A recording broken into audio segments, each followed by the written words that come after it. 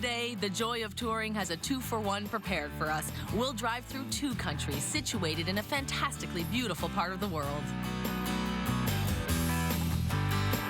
The mountain range of the first, called the Pyrenees, form a natural border with France. Its coastline mostly faces the Mediterranean Sea. The second country extends further west into the Atlantic Ocean. It's a small country full of majestic rivers that flow from the mountains and empty into the ocean to the west.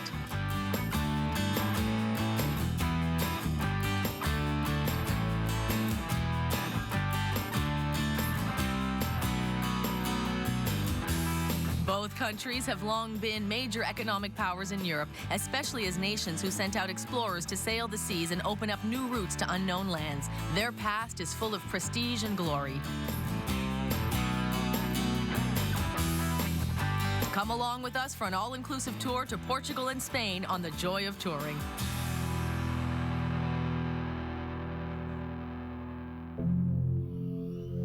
Our adventure through Spain and Portugal starts on the eastern side of the border.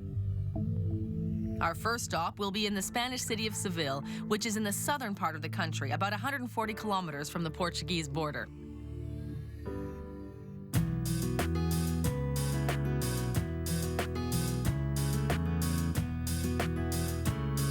Founded in the 8th century BC, the city has both a prestigious past and a promising future. As for the present, we can see it for ourselves.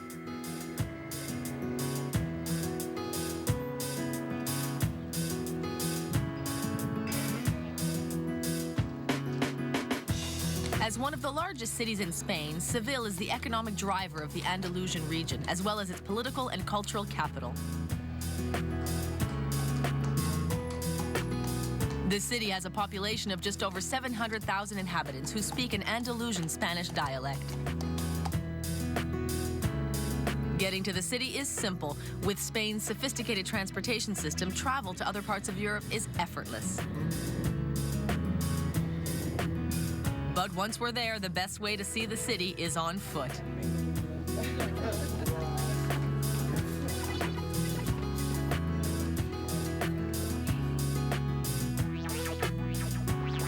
Our visit begins in the Old Town at the Seville Cathedral. Like many of the world's great cathedrals, this wonder of Seville took over a century to build and was finally completed in 1507. It's the final resting place of the famous explorer Christopher Columbus.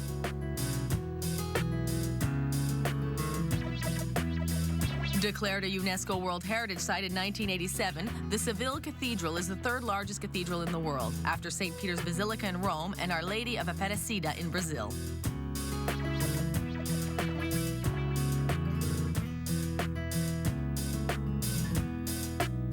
But long before the first stone of this cathedral was ever laid, a great mosque stood here. The mosque was destroyed in a terrible earthquake, but its minaret survived. When the cathedral was built, the architects decided to preserve the minaret and to use it as the bell tower for the new cathedral. Ever since, the tower, called the Giralda, has been an architectural icon of the city.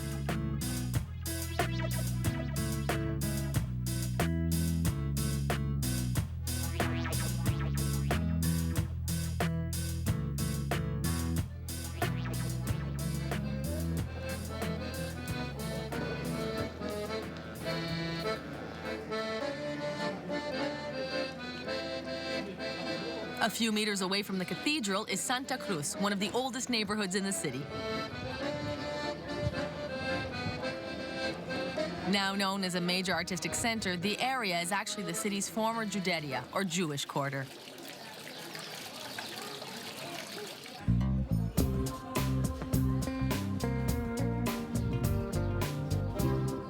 The area's steep, narrow streets and shady plazas are a pleasure to walk through. Strolling through Santa Cruz is simply magical. The neighborhood is friendly and the residents make us feel right at home.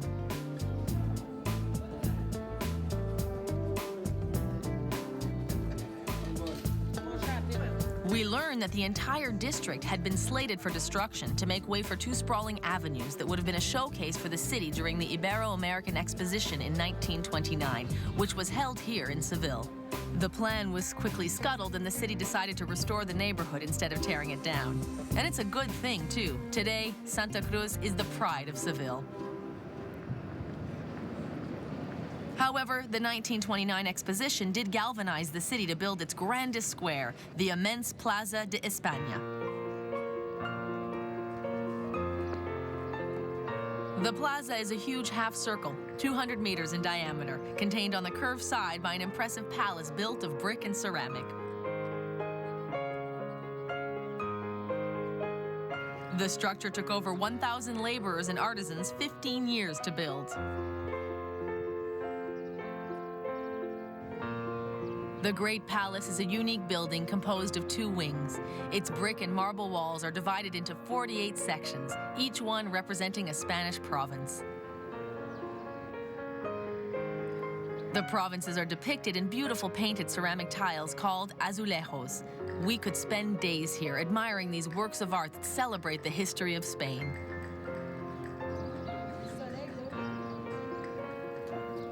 Over the centuries, Spain has been involved in many, many wars and battles. But one of the bravest combatants was in neither the army nor the navy. A few streets away, we visit the statue of Curro Romero, the Pharaoh of Seville. Born in 1933, the Matador is legendary in the city. Extremely unorthodox in style, he would at times refuse to kill a bull that he found to be unworthy. He would even go as far as to refuse to fight, which was punishable by a prison sentence at that time. He always claimed loud and clear that he would never retire, that it was the bull who would decide his destiny. To this day, no bull has ever gotten the best of him. It's already late in the afternoon when we head to our hotel. Tonight, we'll sleep at the Air Hotel, a comfortable 4-star situated near the Plaza de España. When we arrive, we are invited to partake in cocktail hour, where we're served wine, beer, or a glass of the exceptional sangria. But the aperitif is just the start of the evening. The hotel puts on a dinner show that will plunge us into Spanish culture in terms of both cuisine and dance.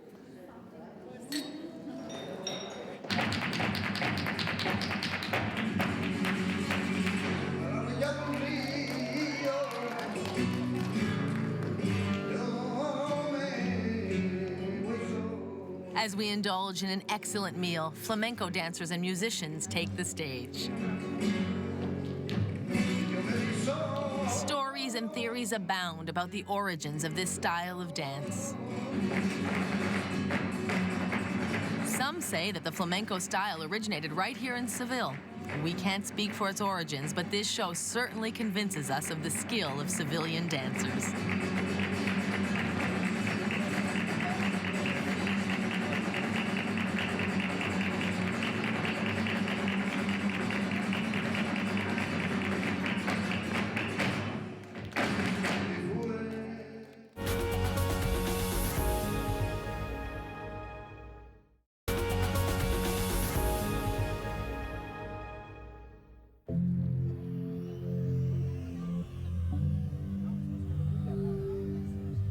Our adventure begins early today.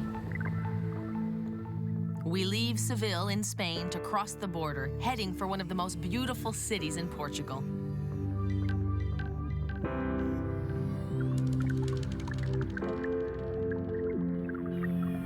Lisbon, or Lisboa in Portuguese, is the capital and the largest city in the country. It was the Tagus River that first attracted the Phoenicians to the area around 1200 BC. The Greeks came soon after, followed by the Romans, the Visigoths, and the Moors. Today, more than 2 million inhabitants live on the banks of the river. Our visit begins on one of the 7 hills surrounding the city. At the top sits St. George's Castle. Built in the 5th century by the Visigoths, the fortress offers the best view of the majestic river.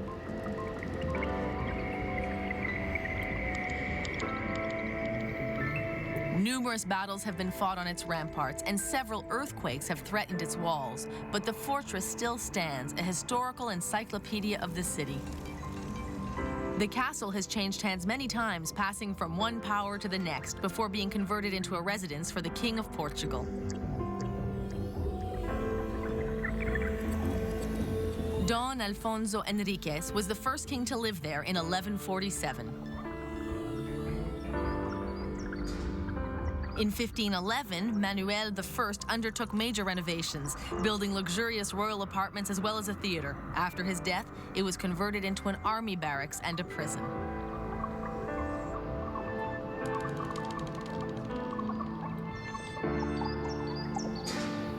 We continue on our tour of Lisbon down in the lower town, an area with a few more modern sights. The best way to get around Lisbon is by tram. Fast and economical, the tram lines are a useful addition to our adventures. Once we're back at sea level, we'll be able to explore the capital on foot. After a visit to the medieval castle, we head toward a very different style of castle. This one much more modern. The Park of Nations is an immense souvenir of the World Fair held in Lisbon in 1998.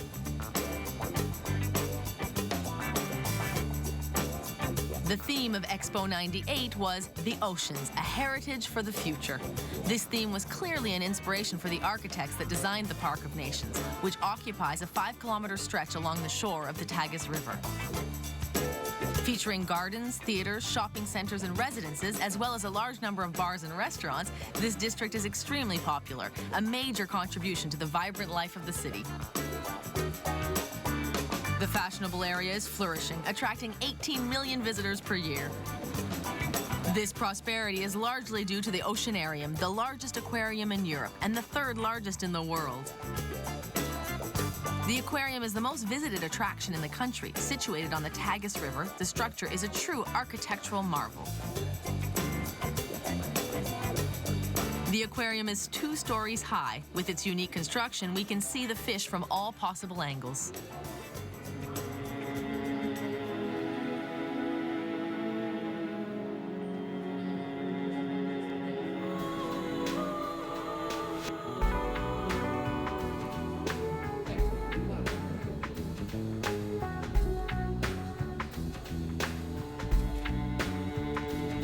The central tank of the aquarium holds 5,000 cubic meters of salt water, the equivalent of 4 Olympic-sized swimming pools.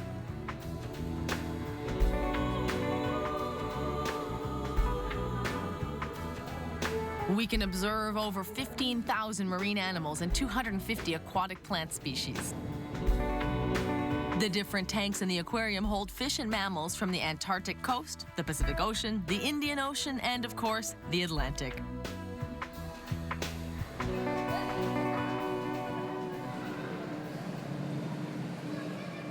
After taking in the wonders of the sea, we've worked up an appetite and are eager to have a taste of Portugal's most famous pastry. Renowned throughout the world, the pastéis de Belém are small tarts that are eaten warm with cinnamon and sugar. Also known as nadas, they are composed of an egg-based custard baked into a crisp, flaky pastry shell. The overall result is irresistible. The delicacy was first made in the 19th century by Catholic nuns living in a monastery in the Belém district of Lisbon. Often replicated but never duplicated, these particular pastries are the only ones that can be called pastéis de Belém. It's a strictly controlled appellation based on a secret recipe that is known to only 3 people.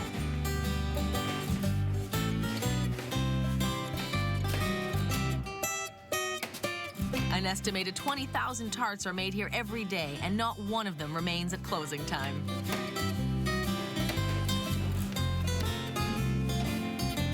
Although we don't know the recipe, we can certainly appreciate the taste. This little treat comes to us at a perfect time during the day, giving us the little energy boost that we need to complete our tour of Portugal's capital.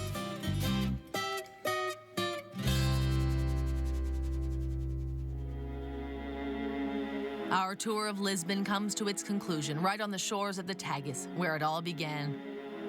This is where the great maritime explorers set sail in the 15th and 16th centuries. The Belém Tower is an imposing watchtower protecting the entrance to Lisbon's harbor. It was built at the start of the 16th century, just after Vasco da Gama's expedition to India. The tower was formerly used as a defense post as well as a customs control post. The site has seen many ships set sail from the shore in search of new lands and wealth. Close by, the Monument to the Discoveries pays tribute to the many maritime explorers. Built in 1940, it represents the prow of a seagoing vessel on which stand many illustrious historical figures.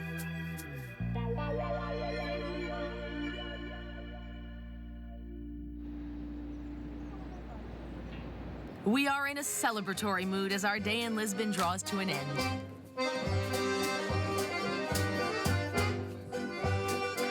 We're once again invited to a dinner show that showcases the local cultural traditions.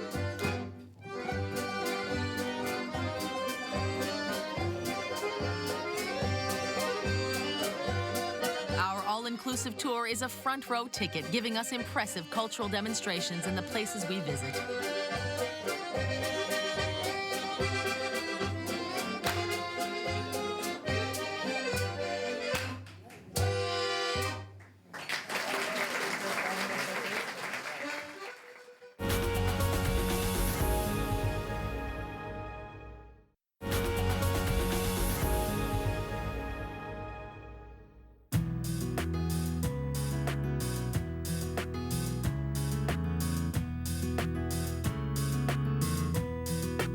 It's still early in the morning, but we hop on the bus after a quick breakfast and continue our tour. Today, our final destination is on the other side of the border. We plan to spend the night in Salamanca, around 500 kilometers away from Lisbon.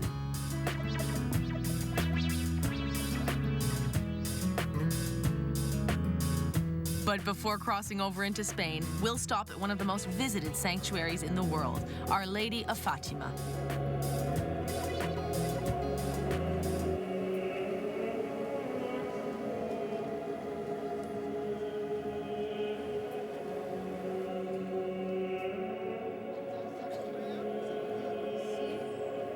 Fatima is the name of an Arabic princess who was captured by the Christians during the Moorish occupation of Portugal. Converted to Catholicism and baptized, the princess married the Count of Urem, for whom the nearby town is named.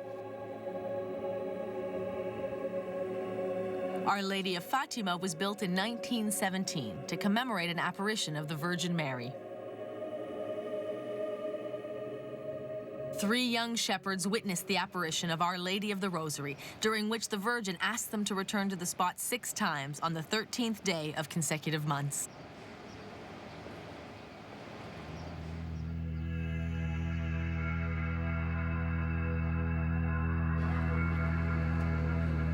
News of the apparition spread like wildfire, inciting great curiosity among the faithful. An estimated 60,000 people came to witness the 6th and last apparition, at which time the Virgin asked one of the young shepherdesses to build a chapel in her honor.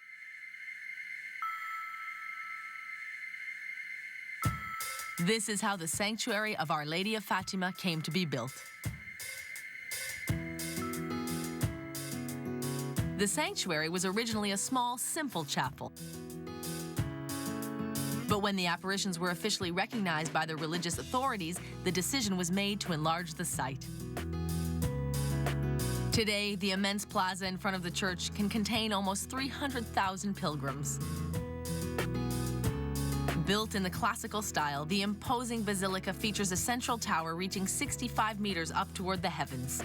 The sanctuary is also the final resting place of the 3 shepherd children who witnessed the miracle. During the celebrations marking the 80th anniversary of the apparitions, 4 million visitors made their pilgrimage to the church over a period of 6 months. The Chapel of the Apparitions has become a prominent venue for meditation and prayer. The church is the 4th most visited site for Catholic pilgrims, after Our Lady of Guadalupe in Mexico, the Vatican in Rome, and the Cathedral in Lourdes. After our visit to the Basilica, we get back on the road, ready to cross the border into Spain. We want to get to Salamanca early so we have time to look around. After 4 hours on the road, we arrive at our destination.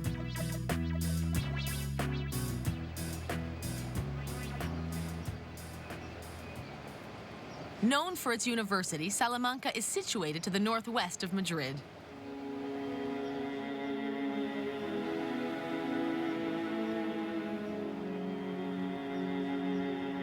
The first establishment of higher learning in Spain, the University of Salamanca was officially founded in 1218. Today, almost 30,000 students from all over the world attend the school. The professors are extremely reputable, meaning that both the teaching and the general environment are of exceptional quality. The university is located in the historical part of the city, which was designated a UNESCO Heritage Site in 1988. In Salamanca, every street corner is magnificent, every house a work of art.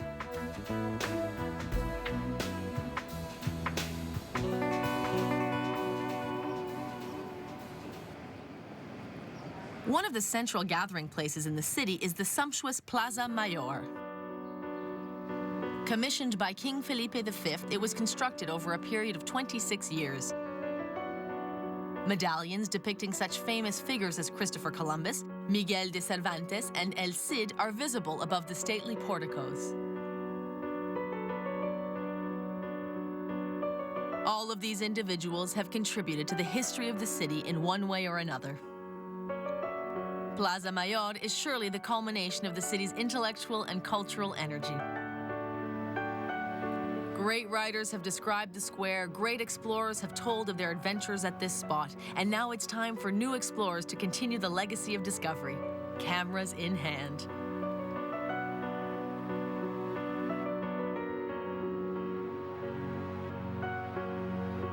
Close to Plaza Mayor is La Casa de las Conchas, or the House of Shells. This is one of the best-known buildings in Salamanca. Built when the first explorers were setting sail for the Americas, it took 20 years to complete the house, with the 300 molded shells that adorn the facade. While it was once a noble palace, it has been converted into a library, a tourist office, and a venue for artistic exhibitions.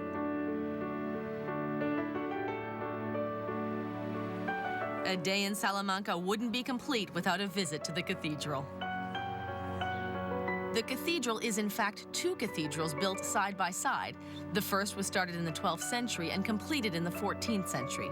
Then, in 1513, the decision was made to build a new cathedral and to tear down the old one. The old cathedral would be preserved as a place to hold mass during the construction period.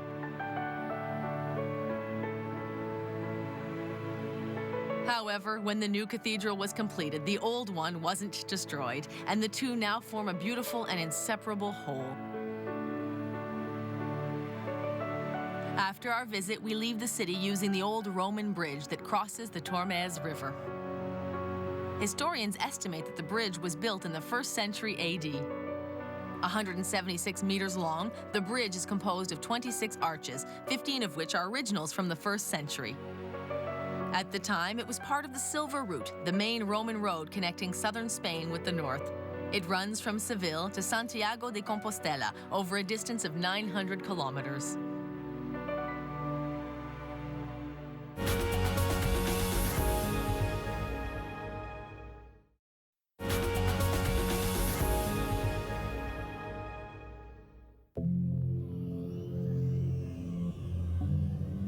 Once again, our itinerary for the day will take us to some exciting places. Leaving Salamanca, we have 2 goals ahead of us. We'll drive to the fortified city of Avila before heading on to end our day in splendid Madrid. Avila is the beautiful capital city of the Spanish province of the same name. The city has a very special charm. Perched at 1,100 meters above sea level, Avila is completely surrounded by a perfectly preserved medieval wall.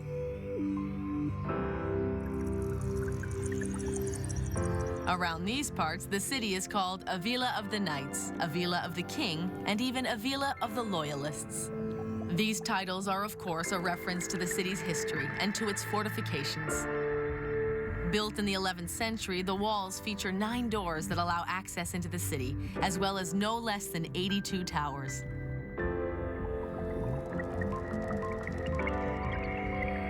Even the city's cathedral was built into the city walls. Avila, known as the City of Stones and Saints, is the final resting place of the Grand Inquisitor Torquemada.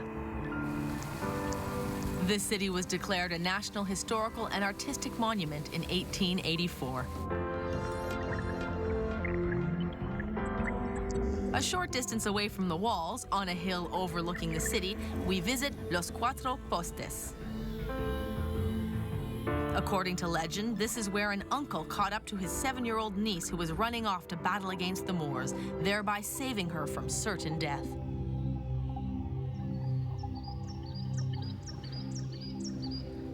After our visit to the beautiful Avila, we're back on the road and driving the remaining 100 kilometers to one of the main cities of our itinerary, Madrid.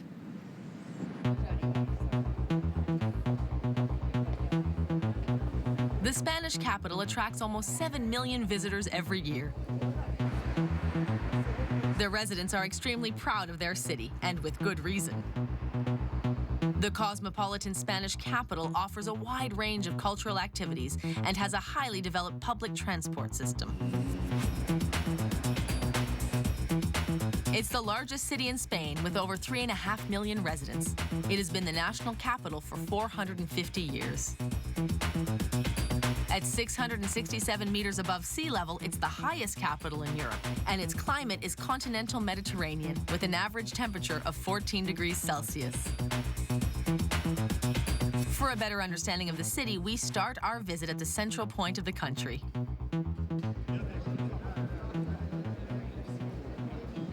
This is the Puerta del Sol, one of the most important landmarks of Madrid.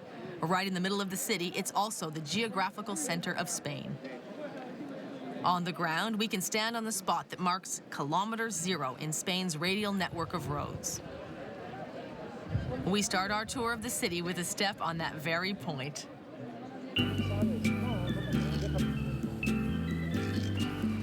We only have to look around to see that the pedestrian zone surrounding the Puerta del Sol is a great gathering place, a magnet for locals and tourists alike. The Madrileños come here to socialize, and the tourists come here to meet the Madrileños. It's like an intricate dance, and the two groups are teaching each other the steps.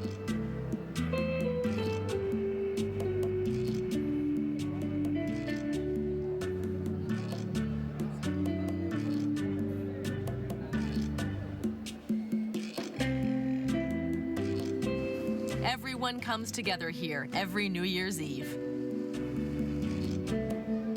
This is the clock that announces the beginning of the festivities. On the stroke of midnight, those who wish for extra luck in the coming year eat a grape for each of the 12 strikes of the bell. Further along, we can see the symbol of the city, right in the middle of this snack. The bear is a symbol of strength and power and was once a common sight in the forests surrounding the city. The church had once given an order to hunt the bears of the region, but the people of Madrid refused, and their wishes were upheld. To mark this victory over the church, a strawberry tree was added next to the bear, and since the 13th century, it's been the symbol of the city. We also see an equestrian statue of King Carlos III, who ruled the country for 29 years. He was considered to be an enlightened ruler and left the people with memories of a philosopher and a philanthropist king.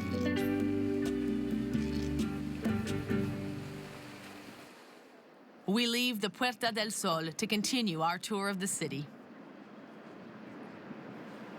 Walking through the city streets, a small plaza attracts our attention. It's the Plaza de la Villa, location of Madrid's Old City Hall.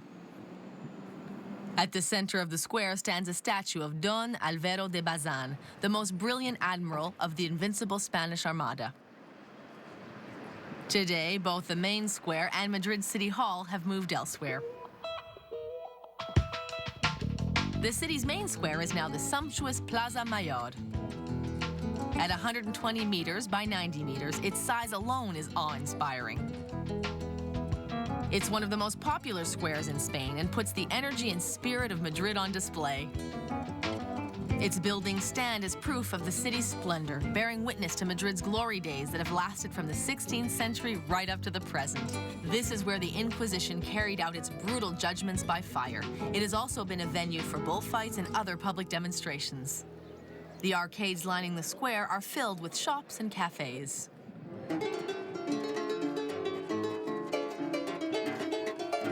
To replace the old city hall at the Plaza de la Villa, the Madrileños decided to renovate the Cibeles Palace, located on Plaza de Cibeles. Built in 1904, the structure took 14 years to complete and is built in the neo-Gothic style. This magnificent building is our last stop of the day. We're not doing any more traveling today. Our hotel is located right in the capital. Tomorrow, we'll continue our exploration of this magnificent city.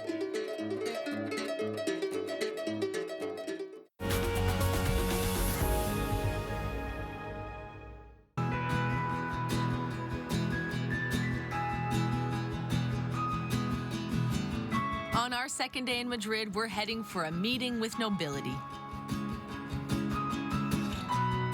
In the early morning light, we head for the cathedral and the royal palace.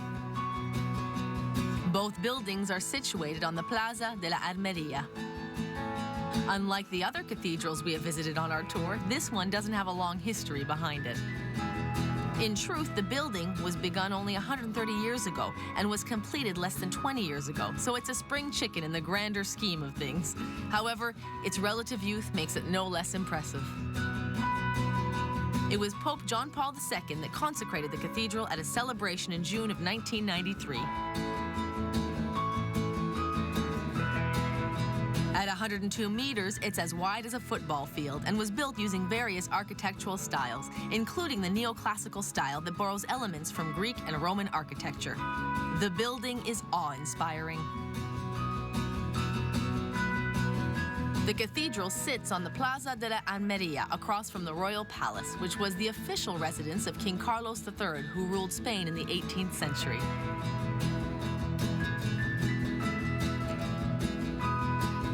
Measuring 135,000 square meters and comprising 3,400 rooms, it's the largest royal palace in Europe. In fact, the royal palace is somewhat underoccupied, as it's only used for official functions. Even the present king and his family no longer live there.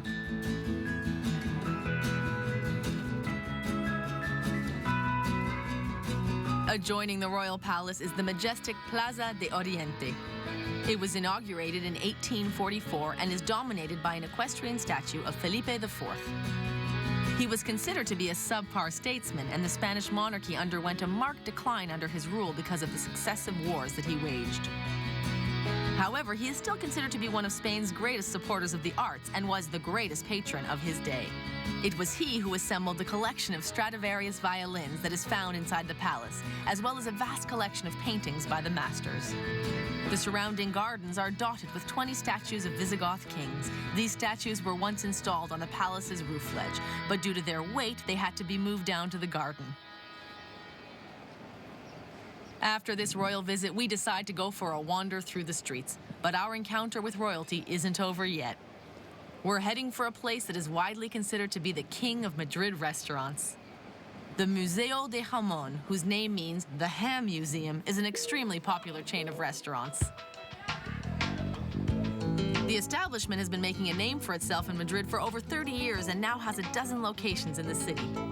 The display cases overflowing with cured meats are not just mouth-watering, they could be called works of art.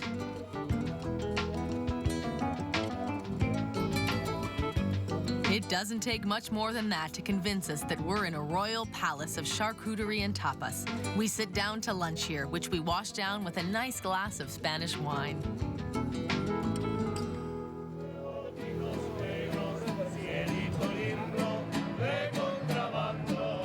Coming out of the restaurant, we witness a display of Mexican culture right in the middle of Spain.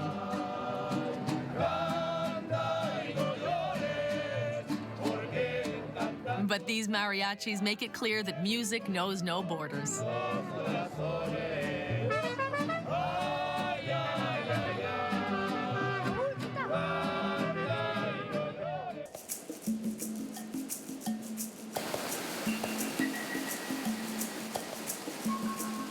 Today, we'll leave Madrid and head out in search of new adventures. Our destination is the city of Granada, located just over 400 kilometers south of Madrid. On the road, we'll follow in the footsteps of one of the most famous characters in Spanish literature, Don Quixote. Before leaving Madrid, we'll stop in the Plaza de España to meet the hero himself.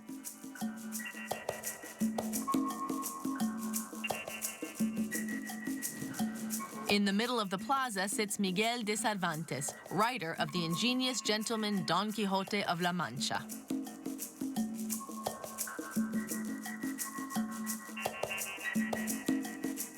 A former soldier, Cervantes published Don Quixote at the beginning of the 17th century. The book has been labeled the first classical novel ever written, and its main characters, Don Quixote and his trusty companion, Sancho Panza, have become literary icons in their quest to fight evil and protect the oppressed. In the book, Don Quixote is a gentleman in his 50s who's losing his grip on reality as a result of reading too many books about chivalry and knighthood. The medieval parody is the second most published book in the world after the Bible. The story in the novel unfolds in La Mancha, the homeland of the fictional knight. That region is the next stop in our adventure.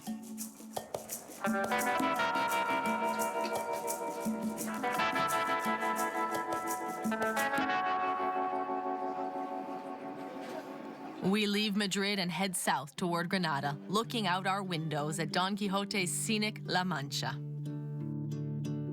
La Mancha is a region that encompasses 5 Spanish provinces. We have to cross the region on our way to Granada in the south.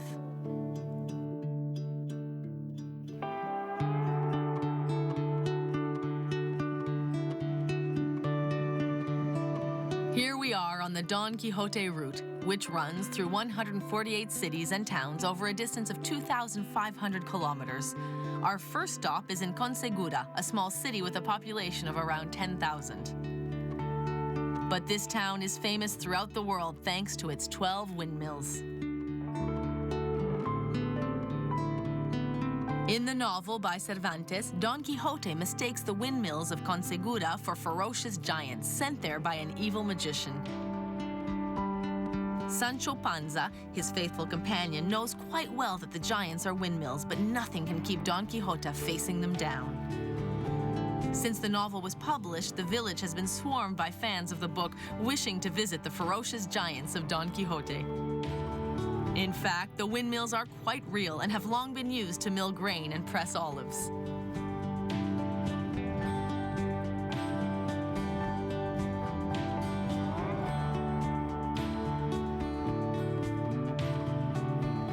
At each one of our stops along the route, the silhouette of the literary hero is there to greet us.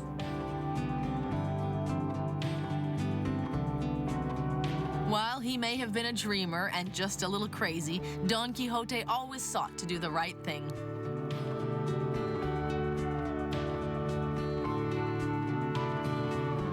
The trail that we follow is a fabulous way to learn more about the illustrious and eccentric character, even as we head further south toward our destination.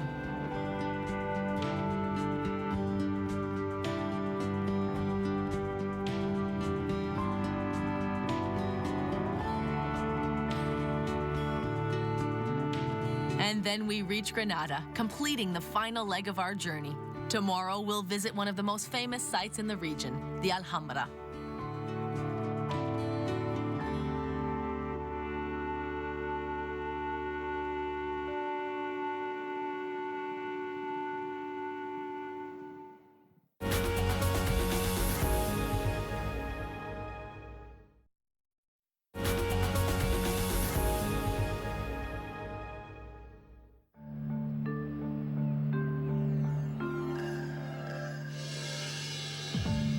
It's already the last day of our adventure on the roads of the Iberian Peninsula.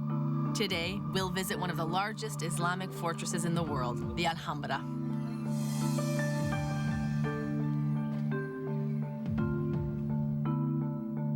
The complex complex sits on a plateau overlooking the city of Granada. From the fortress, the city looks to be one of the most beautiful jewels in Spain. This unique fortified palace complex was built by several successive rulers, each of whom undertook to improve and renovate the residences. In the 13th century, Sultan Mohammed bin Nazar built the first palace on the site. A few years later, his son fortified the residence. Each succeeding sultan made various improvements that, together, have resulted in this magnificent palace. Each building in this massive complex is an impressive achievement. While elsewhere in the Islamic world, many sultans' palaces have been left in crumbling ruins, here in Andalusia, the Alhambra has escaped pillaging and has been preserved as is, with no modern renovations.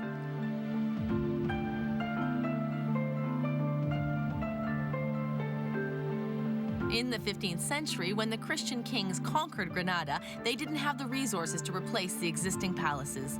The Alhambra was therefore used as their royal residence when the court came to Granada.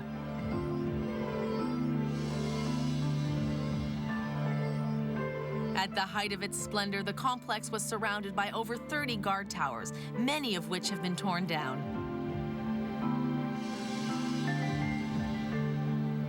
When it passed through the area, Napoleon's army destroyed the largest towers to prevent the fortress from being used as a defense post.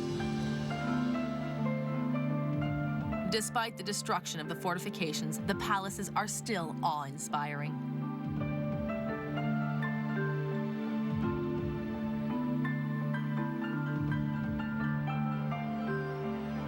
Today, as we visit the site, we are immersed in over 600 years of history, from the period of Islamic rule through to today.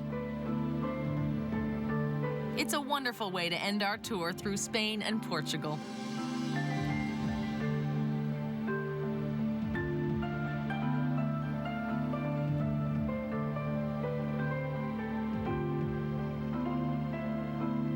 To share our memories and impressions of our trip, we have planned one last meal together.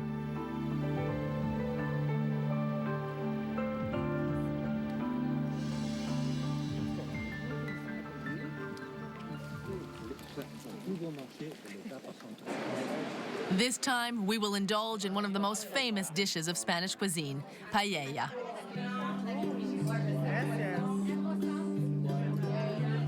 It's an excellent meal to share with friends, but while the food is hearty and extremely tasty, the pleasure that we take in its abundant flavors cannot match the pleasure that we have experienced on our adventure through Spain and Portugal.